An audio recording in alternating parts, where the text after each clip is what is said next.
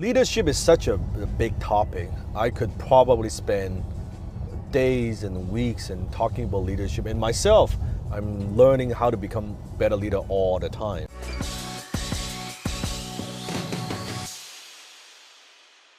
Now, when it comes to managing people, one thing I've learned is people are not manageable. You cannot actually manage people. It is much better off to create systems so people manage themselves. In other words, instead of quote-unquote micromanaging people where you are babysitting them all the time, you're hand-holding all them all the time, it's exhausting, and you will not be able to do that as your company grows when you have so many people on your team, right? So instead of doing that, creating structure, creating systems where you paint a picture, you create that yellow brick road. This is the path I want you to walk on. Your job as a leader is to show them what would it take for them to be successful, however that they find it. It could be financial terms, it could be in terms of status, in terms of the role within the company, whatever their goals are. If that person is the right person, your job is to show them, okay, this is yellow brick road. This is what you need to do to be successful, and your job as a leader is to coach them to be successful and walk on this path so they don't deviate from that. That if you follow this path, yes, you're going to get to the goal that you want.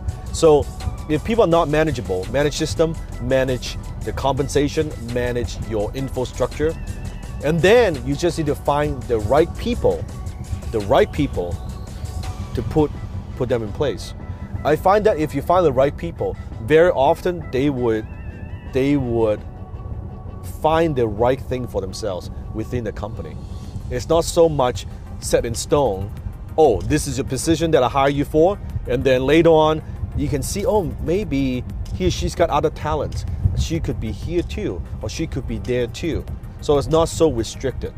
So within my company, you can have someone starting in a very junior position, like I'm talking super junior, and they could move up to a pretty high position because it depends on the talent, depends on what they do, depends on the work ethics. They could grow. So I don't pitch and hold my team members. No, I hire you for this. This is only all you're gonna do for me. No. If they've got talents, because people change, people evolve, just like myself, people develop.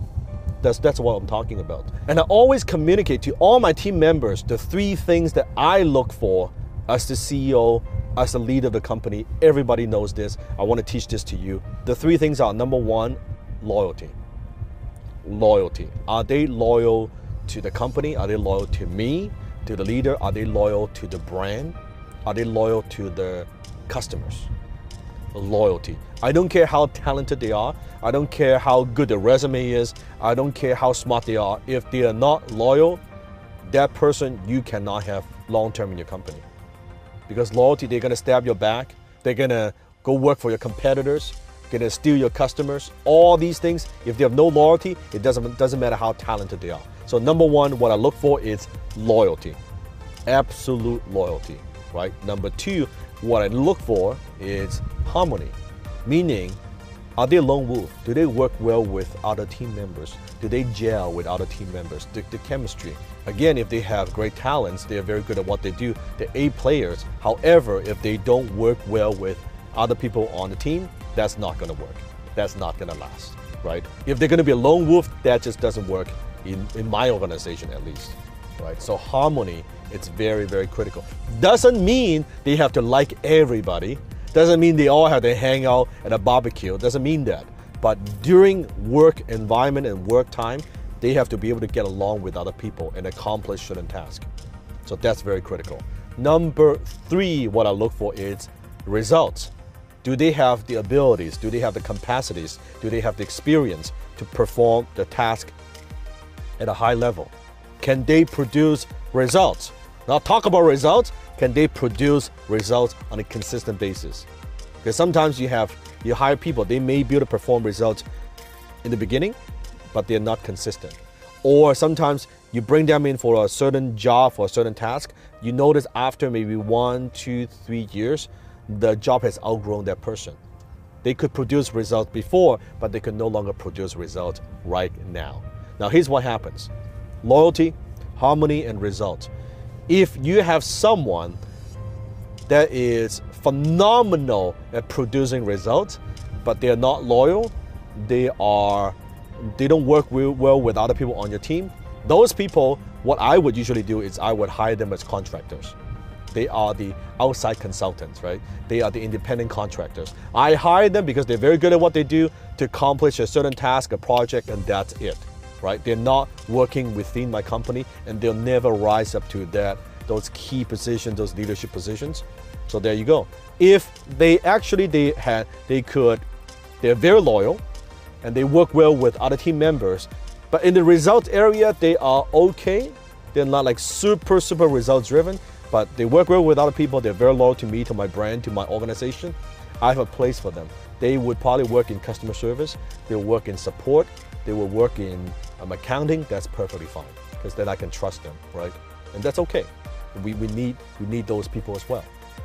If they are not loyal, but they could produce results, they could work well with other people, we've got a problem.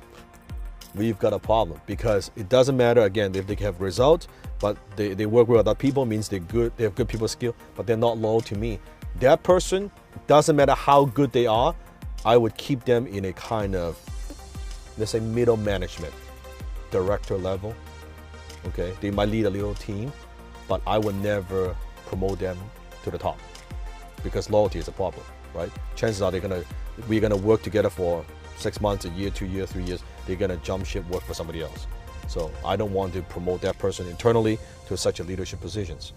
On the other hand, if someone who is loyal, someone who works well with other people, who could produce results, who are lifelong learners, then it doesn't matter where they came in within the organization, I could promote them to the top. Given time, they would hold an executive position in my company because of that. It doesn't matter their background, it doesn't even matter their age. It doesn't matter to me. If they have all these three things, yes, they would be the key people within my organization, my global organization. That's what I'm talking about. So those three things. So when you're hiring, when you're leading people, ask yourself these questions. Think about, where are my people at? Now, if you have some people where you know they're not fucking loyal, they don't work well with other people, and they don't produce results for you, guess what you should do? You should fucking fire them.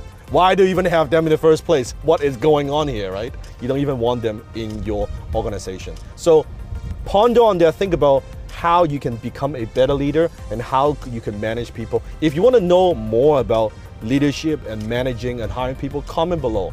I can do more videos on these topics. It's such a vast topic that I could spend months and years talking about this, right? Because people are complex, people are complicated. Business is simple.